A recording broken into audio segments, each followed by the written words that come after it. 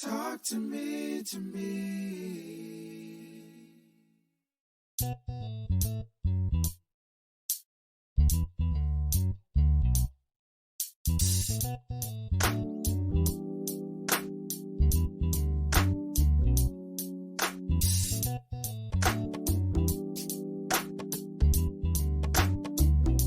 Majestic talks.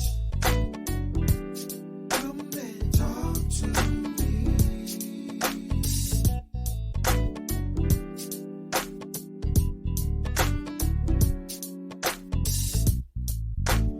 Talk to me,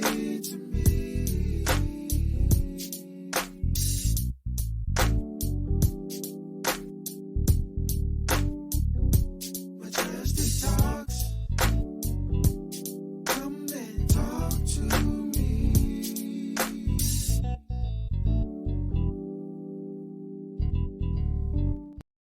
Hi there. Hello, everyone. Welcome to the Majestic Talk Show. I'm your host, Latasha Morgan, certified Christian life coach, certified professional life coach, board certified master Christian mental health coach, and a whole lot of other goodies, y'all. Thank you so much for being on the show. Our topic for today is love and community. We have a special guest, which is Cassie Mcduffey. But we're going to talk about what our topic is about. So we're going to be discussing the importance of love within a Christian community in promoting mental wellness. That's so important. And we're going to explore how cultivating a loving and supportive community can provide a sense of belonging, encouragement, and we're going to give you some resources you can use for mental health support in your community. All right, so let's get ready to get started and get into it. Me and Cassie have been talking before the show, so this is going to be good, y'all. This is going to be really interesting. Cassie, come on to the stage. How you doing? Hello, I am wonderful. How are you? I'm blessed. It's so good to have you here. Thank you so much for being on the show. Like I said, we're going to be talking about love and community, which we've already been talking about and having a great conversation. Yeah. Then we almost forgot to start the show. I know, right? Like, it's time. It was really good too. It was really good. But Cassie, tell us about yourself. Tell us what you do, and let everybody know. Yes, hello everyone. I am Cassie Mcduffey. I'm from Jackson, Mississippi. By day, I am a social worker. I work with the veterans, and I'm a social worker with the veteran. Outside of that, my baby, Be the Difference program. This program is for teens, girls. Yes, don't we love our adolescents? This is for teen girls, that age bracket. They trying to find themselves. They feeling themselves. They got all type of personality. And guess what? I love it. Yes. So basically, we just mentor and we guide them just to be a part of the village, because we live in a day of time that we need our village back. We have lost the village and we need our village back. And so Be the Difference is my baby. And that's what I love to do. Okay. What do you do there? Yes. So I found Be the Difference in 2020. And my vision that I had was to provide some support to those young ladies that was in poverty, high crime areas. But I noticed when I launched this program, I had so many girls outside of my vision. Girls just needed someone to just be a support system. Parents reach out just needing guidance. And so I began to open it up. So we open up to other counties, other cities. And so basically what we do, we get these young ladies, we pair them with a trusted mentor. That mentor reach out to them, become their big sisters, reaching out to them weekly. They might send them an encouragement message just to check in, like, hey, I'm here. You ever need something? We get phone calls 2 a.m. because my boyfriend broke up with me. And so like that big sister, giving them guidance and sound scriptures advice, because we are a Christian program. Outside of that, we meet every month, once a month. We bring all the girls in. We do team building activities. So we want to bond a sisterhood among these young ladies. Then let them know that it's okay to be friendly. with people. And so we bring people in the community, come to speak to them that education part that they don't get inside the classroom, like on mental health and finances and sex trafficking and things of that such, so that they can be educated and empowered to go on to adulthood. Oh, that's amazing. See how that connects with our topic for today. Yes. Love and community, because that's what you are providing for children. And what race is that? Is that just Black, or that's any color? I take them in the color. Right now, we only have African American young ladies, but I am open for whoever need our support. Okay. I don't have a race thing, but the area that we in, of course, is African Americans.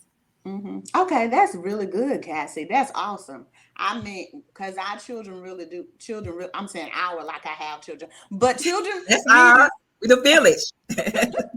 need that these days, because really all they're getting information from is TV and different things that you should do, which is not what we really want them to think life is about. So that's good. And then you're still teaching them the word, because back in the day we used to have a word in school. We don't have that now. So that's a good thing. And we don't have that kind of community anymore in the Black community and anywhere really, because now we don't have that loving relationship. Mostly is about you on your own, you for yourself. You know what I'm saying? Right. So you'll get it when you get it. But Right. that's why we're talking about it today. And since we're talking about love and community, we have to know what love is and what that love looks like. So love is an intense feeling or deep affection. It's also a like or enjoyment of a certain thing. And when we talk about the love of God, then we're talking about it's unconditional, it's enduring, it's generous, it's faithful, it's sovereign, it's always present, just, and keeps promises. Now, we're not keeping promises today, are we? So then we're not showing the love of God. We're not being generous with people as we should be. And our love is sometimes not unconditional, because sometimes we have strings on that thing. We don't have that, show that grace and that forgiveness, freely forgive, because sometimes, like I said, we have strings attached. Like if you're not doing what I want you to do or saying things the way I want you to say, you're not voting for the person I want you to vote for, then maybe I'm gonna let you go. Because there are a lot of families now separated because of those very issues. That races are separated now because of issues. So that's what we're here today, to provide a way that you can get that back. Because like we were talking about earlier, our community used to be where, man, we'll be helping each other. And when I think I think about community, I think in my mind, I picture those pictures I saw back in the old days, where you had all those people at church having no picnics. And then if somebody in the neighborhood was hungry, they would get fed. They wouldn't even have to worry about it. That's community. And nobody knew that they was hungry. Right. So they kept everything. And it wasn't so important for us to make people shame in public. It wasn't like that. And we didn't say, tell everybody business, because then if you did that, then it'll be just like now how we do cancel culture now, and people are not able to get jobs. We take their jobs away from them. Now, I don't agree with that. I understand that people shouldn't do things that they're doing, but there should be a grace factor, because we're doing things we shouldn't be doing. Right. And we tend to judge people about the same thing we doing, but we behind closed doors. So right. And God still gives us grace. He sends us grace all the time and forgiveness. But think about what we would be like if He took all of that away. I can't even imagine. I can, every day I thank Him for grace and I thank Him for mercy, because I couldn't even imagine if He didn't supply me with that grace and mercy. And because the way that I came in this faith walk, I was that type of person that did everything on the Sunday, have no respect for nobody. But He showed grace and mercy towards me. So now that I'm on the other side, I can understand that same grace and mercy, because the Lord did it for me when I didn't even deserve it. And so I think sometimes we forget what the Lord has done for us, and we don't want to be kind to people. We don't want to show them that grace. And I don't understand it. Like, all you gotta do is just look back over your life. and see where he's brought you from. Right. It should make you show mercy to your sister or your brother, even when they fall, or even if they do something to you. You know, it should be easier to say, "Hey, I forgive you." But we don't forgive easily. We hold that thing. Yeah. And it changes your, like I was talking last night on Purpose Wednesday, it changes your view of the world when you don't freely forgive, when you don't freely let go. It changes your view of everybody else. So yeah, you're right. And I want that community back. So what is a community? Is a group of people in the same place or have a particular characteristic in common. It's a feeling of fellowship with others. It's a feeling where you're safe, where you feel like you'll be encouraged, where you feel like you belong. And we have lost that, especially in the church. Because now, if you're not in some places, not everywhere, but in certain places, I have seen where people are like, okay, if you don't belong to this clique with me, then I ain't gonna talk to you. Because you look a certain way, or even you're a certain color, or just certain things keep us from providing that community that we should have. And when we're talking about mental health, then that becomes a different issue, because now we're talking about we have a stigma on mental health. Now, especially Black and brown, what goes on in my house, stay in my house. And I'm not about to tell you this. And that's how we got in the predicament that we're in. That's how we've lost what we used to have, the connectivity and the working together we used to have. We don't work together like we used to. I said this to someone. I said, I don't see the same results that our ancestors had before. So when I say that, I'm saying when they would march, what did they do before they marched? They had prayer. They had the word. They congregated together and they discussed things together. They walked together. They were actually really unified, and that's the love was real. Yeah, and the love was real. Yes, and the faith in God was real. Yes, that's what we done lost. We done lost our faith in God, and because we don't have that faith in God, we don't have that relationship with Him in order to have that love. It's not pure anymore. And to go back to what you were saying, that people don't talk anymore because they're afraid to talk, because of they talk, they told their business to the wrong person that didn't have love, and maybe went to spread it. And so people are so like, okay, I'm just going to keep this thing to myself because I don't know who I can talk to anymore. Yeah, you don't feel, and if, like I said, if they don't feel safe, they're really not going to be delivered. And I think too, the other problem is they're not delivered really too, because we're looking more at the spirit than the mental, the physical part of the person. We're more concerned about with that. The spirit. And when we come together in community, I think that if in a community, to me, there are people that do specific things. They're in a place, like I think of the Army as a community. They all have different jobs, right?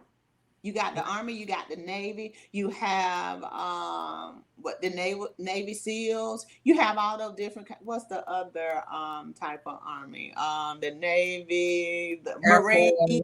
Yeah, you got Air Force. All of them do specific things, right? Yeah. And they stay in their lane. Right. But they know what their job is, and then they're able to communicate with the other people that are in their specific place. The problem is in the church, in this community of the Christian church, people don't know where their place is.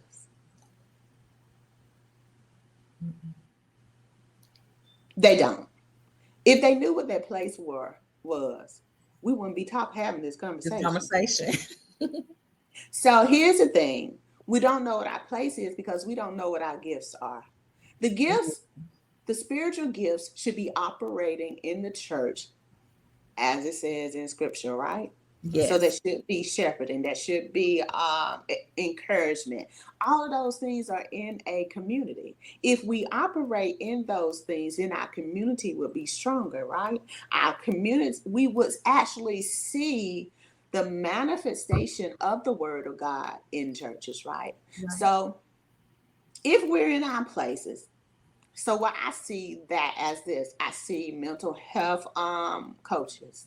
I see pastoral counselors, that operate. We're talking about mental health support, Mm-hmm. right? So I see mentorship, just like you do, mentorship programs. I see counselors. Yes. And we should have. All of these are needed within the body of Christ. Mm-hmm. And especially, we don't see these in most Black and brown churches. Whether you're small or huge, you should still have some form of care in your church that will help people. Companions. Everybody don't need mental health. Everybody don't have mental health issues, but they may be lonely. Yes. They Yes. might need a companion. They might need someone to just go with them to the doctor. Maybe they don't have family and need somebody just to be with them, right? So that's what community is. If you look back and you see communities, that's what it used to be. We were all helping each other. Right. And that's why it's important, like in the church, to make sure that we are training our Mm-hmm. leaders, even our lay members, to Mm-hmm. have that compassion, to know what to say in a time of needs, to have that resource available. You may have someone to come off on the street and it may be hungry. And if you Mm-hmm. don't provide food, then Mm-hmm. you should have a resource book or somebody to say, well, I know the church next door, they give out food. So let me make a contact with them. But the problem is that we don't want to network and collaborate. Mm-hmm. I don't want to call the church next door because I don't want them to think nothing of my church. Mm-hmm. But yes, you got somebody in your church is hungry. So guess what? You send them right back out the door. And guess what? Because they told me I could come to church and receive love or receive what I need, I'm going back into where I came from, the world, because I didn't get love there. Mm-hmm. Mm-hmm. Now, this is what they saying. I didn't get the love that I was looking for because when I came there hungry, you didn't feed me, as the word Mm-hmm. says. That's right. And when I Because needed we're afraid to clothes, reach out. We don't have those resources in places. mm-hmm. We don't. I think some churches do more feeding people and clothing people, but again, like I said, the mental health support part and the supporting people is an issue. And I think too, we see everything as the devil. Yeah. That's a major problem because We everything need somebody, discernment in the church. yeah, everything isn't the devil. Everything isn't the spirit. But we got to understand that everything that happens in the natural has to first have a door to come in. Any spiritual being that comes has to have a door to come into. And a lot of times those doors are opened by experiences you've had. Think about when people are molested, what comes in after that? What comes in when you have trauma and hurt and pain? Shame. Guilt Shame. comes Yeah. in. Mm-hmm. Shame comes in. Unforgiveness come in. All of those Hatred, depression. all that. Envy, Uh, yes. yeah. Anxiety, all that.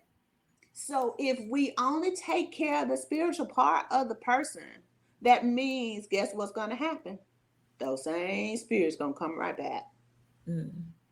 Because you can release and you can cast out demons all day, every day if you want to.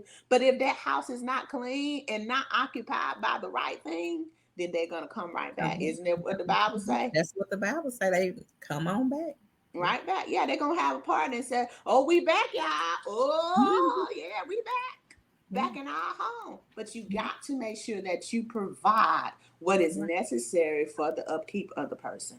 And that's like I said, we wonder why they go back into the same thing. And we always say, I ain't gonna keep helping them because all they do is go right back. Well, what did you do to keep them from going backwards? Right. If God has made them free and they are free indeed, in order for them to stay free, you have to do something. You can't just give them the word and it's, no, you can't just do that. The word is good. Praying is great, but you got to also take care of the whole person. Yes. And that's one thing that I think that the churches, when they hear the word mental illness or mental health, that stigma that come along with it. I'm all for, I know Jesus is the ultimate healer, the ultimate deliverer. I know that for a fact because I know what he did for me. However, I still believe that therapy is okay.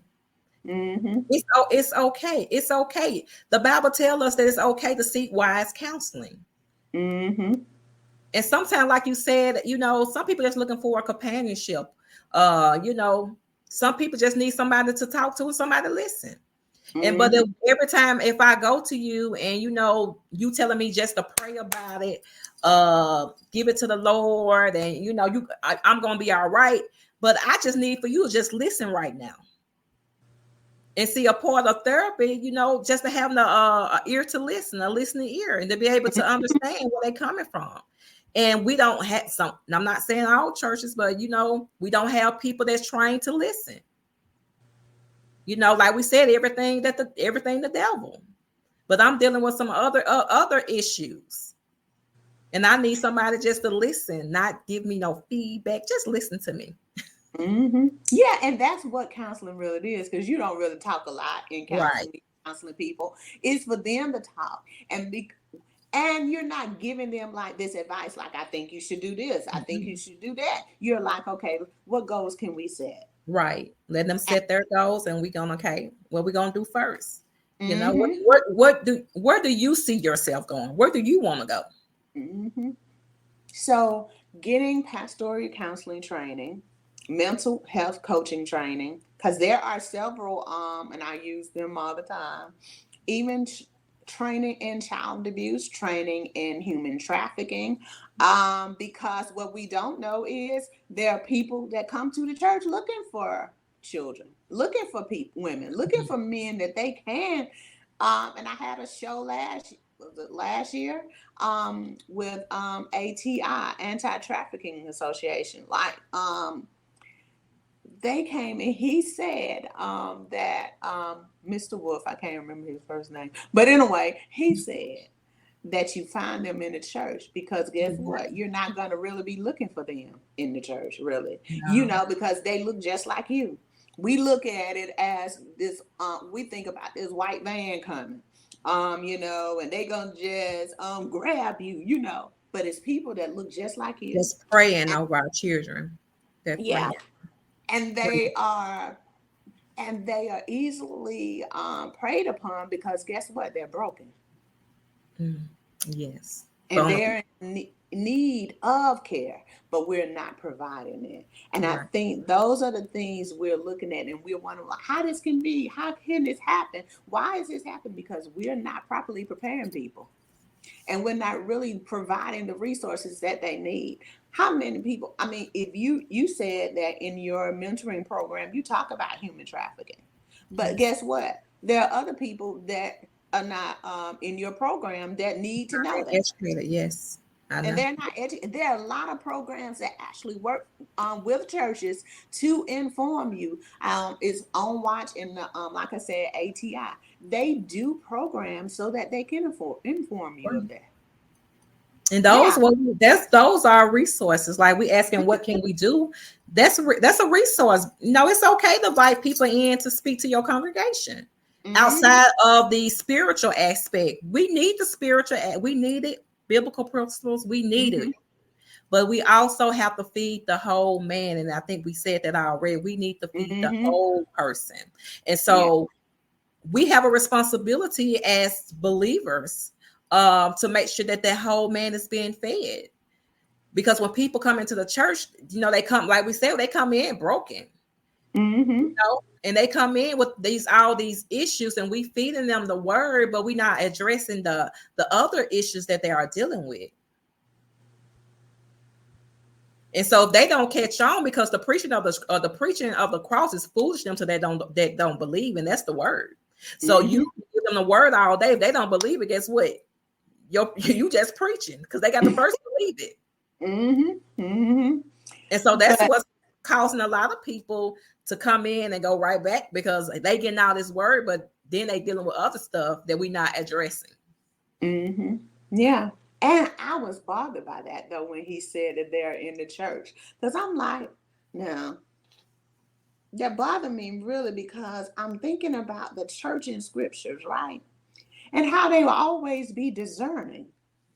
And I'm like, so Don, what are we doing wrong? Because that don't make sense to me.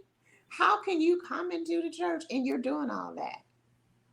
We definitely need discernment. That should be every church prayer, I know that's my prayer as just the individual, not just as a church. The increase my discernment. Because I want to be able to know whether this person needs to, like we talk about casting out demons. If I need to cast out a demon, or this person needs some therapy. If they need to just know some wise counseling, I need to know the difference between the two. Yeah. You have to know what you're dealing with.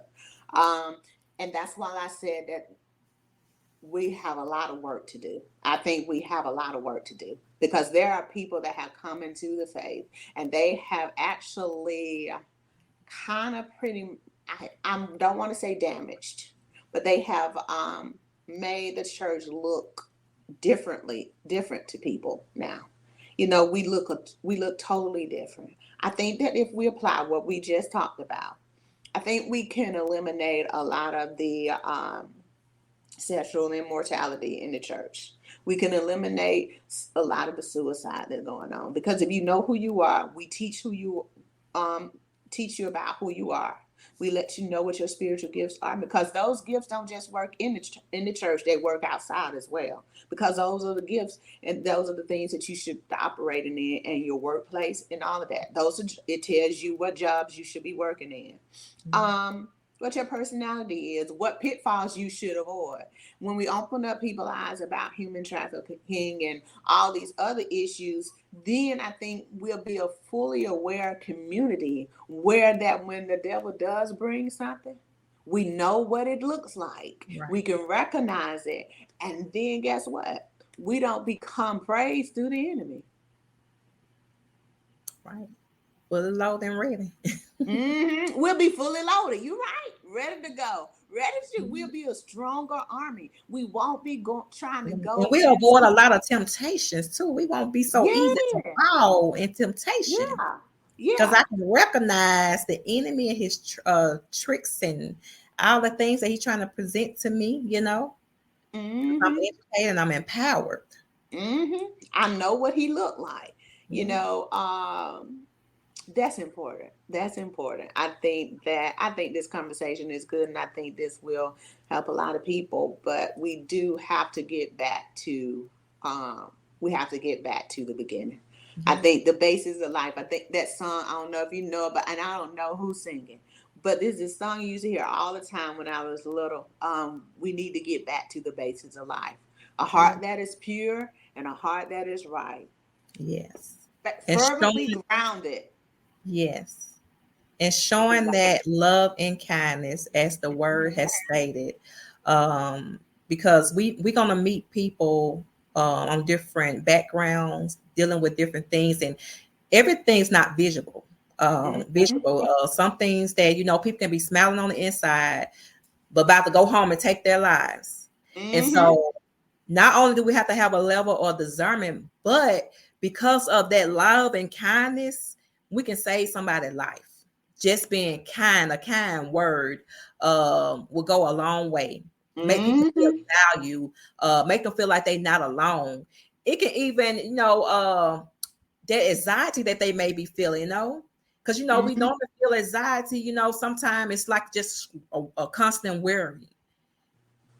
Some people have trust issues. So if we present ourselves as this loving individual so that they can trust us, then that kind of lessen their anxieties and distress and stuff. I don't have to look behind my head all the time. So we got to get back to that love and kindness. Have I drawn thee?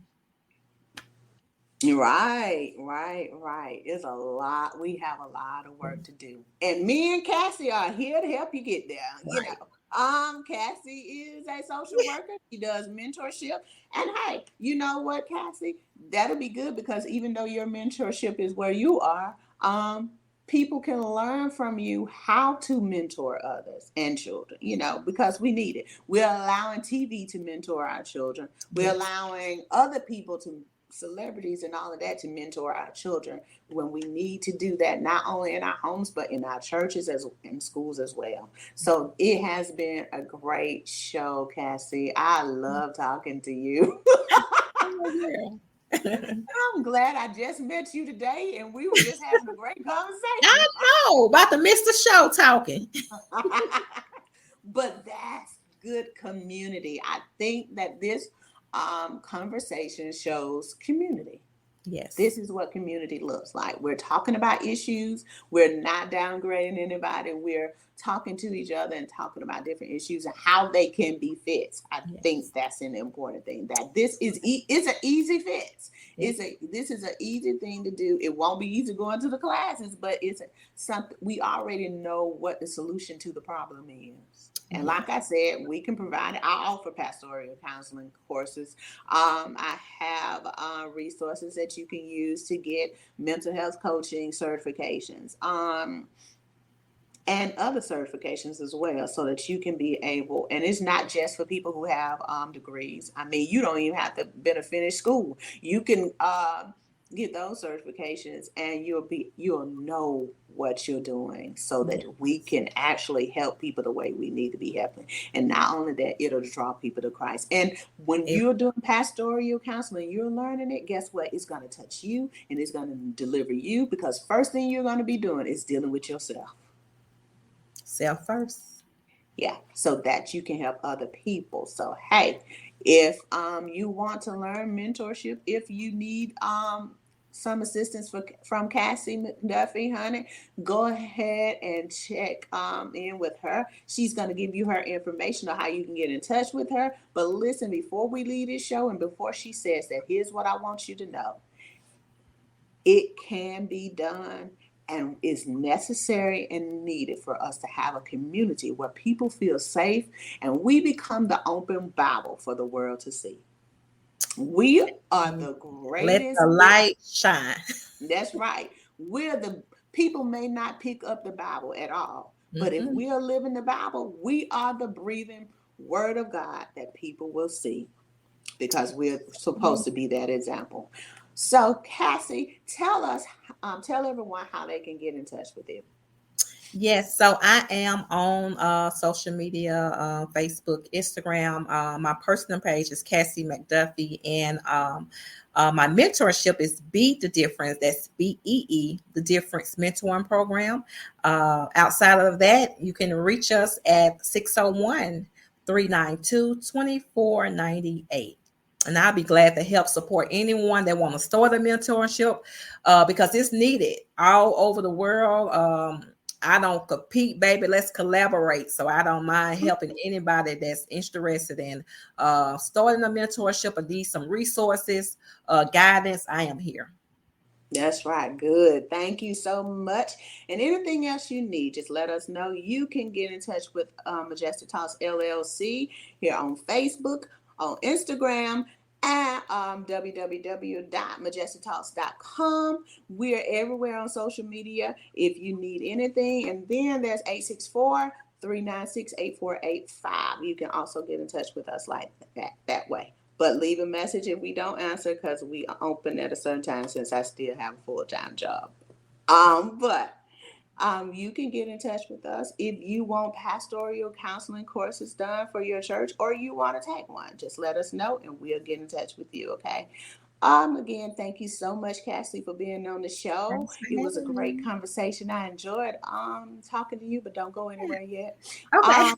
And everyone, thank you so much for watching the show, listening to the show. However you're getting it, thank you so much. And we'll see you next time on the Majestic Talk Show. Next month, which will be August, and we're going to continue with love and mental health. Okay, so have a nice night. Again, thank you for watching. Good night, everybody.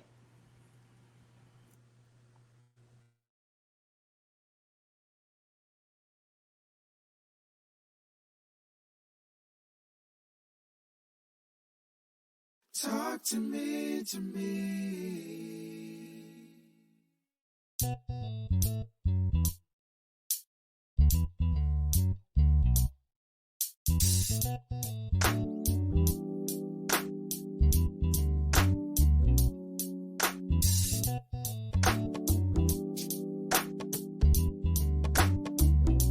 Majestic Talks. Come and talk to me.